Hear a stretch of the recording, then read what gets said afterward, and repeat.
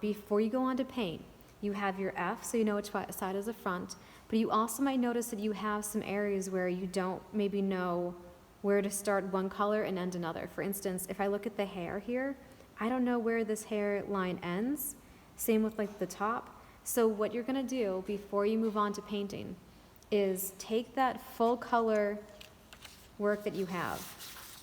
You're gonna overlay this on it and match it up as best you can. And just think about noticing anytime you have maybe hair where you can't tell the background from the hair. And you are gonna add an outline. Now you're gonna erase this later, so don't add it too close to any detail that you wanna keep. If you have a lot of stippling, maybe don't go so close to that. I wanna make sure I get her neck, because it's not gonna look good to have all your colors outlined in black. You do not wanna do that. But just to know where one kind of paint needs to end and another needs to begin, this is really helpful.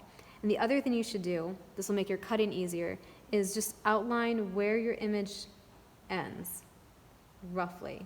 It does not have to be perfectly straight.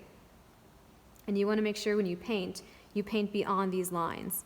And that way when you go to cut everything on the paper cutter, you'll get images that are actually all the same size and positioned the same. You don't want to have like one square where Marilyn's head is really low and one where it's really high.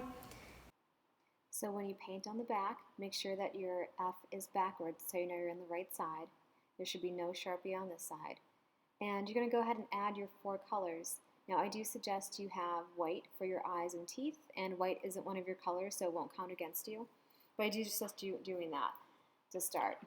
And then you can see when you flip it back over, even though it looks kind of messy on the one side, the Sharpie on the other side will keep all your details there. So when you're doing the details, it can kind of be easier to start with something like eyeshadow and lip color. So here I'm taking a little bit of blue and white and black and making a tone of blue, like a blue-green. So I'm going to use that as the eyeshadow. And remember the Andy Warhol references. They don't have to be exactly placed perfectly as long as you place them the same way on all of your portraits. And then I'm also mixing a color for lip color. I do suggest as much as possible that you mix unique colors. Don't just use the colors out of the bottle because they're not unique and they're not that special. So mixing your own colors will get you a much more interesting, dynamic artwork. And then I'm going to make sure I use a shade for the hair just to make sure I have a little variety of tints, tones, and shades.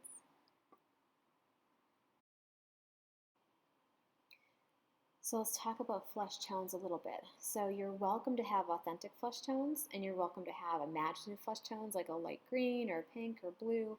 But what you may not do is change someone's ethnicity. So if you have someone who's white like Marilyn Monroe, you may not make her look any other ethnicity like African American.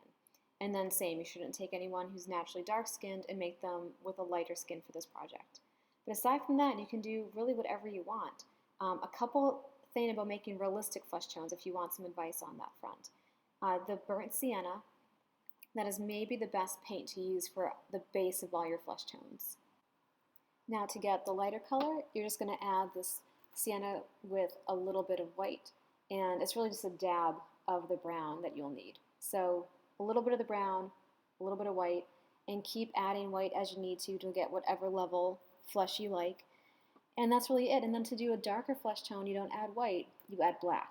So you'd want to add black to that same burnt sienna to get a nice, rich, darker flesh tone. Do not make your white and black into a gray, because a gray actually won't do very much with that. You want to add straight white or straight black. You don't have any gaps between your paint, because it won't look good on the poster board if you have gaps there. So fill in your whole image. Make sure you have a background color. Remember, what you're going for is contrast. So try and find ways to contrast your lights and darks. Try and find ways to contrast your warm and cools. And remember that if you're looking at the color harmonies, complementary and triadic offer the most contrast, those color harmonies. So if you have any questions, let us know, and we look forward to seeing what you guys do.